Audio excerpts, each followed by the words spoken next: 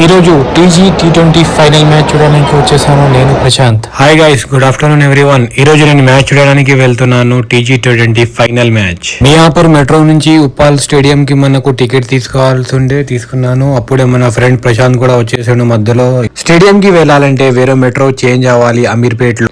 So guys finally metro అయితే వచ్చేసింది. So guys finally Uppal metro station కి reach అవ్వాము.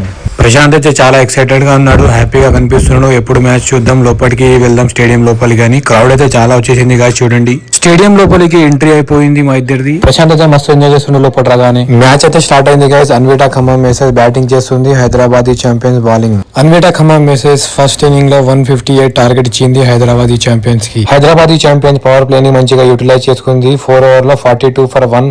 So guys Hyderabadi champion win అయింది final లో.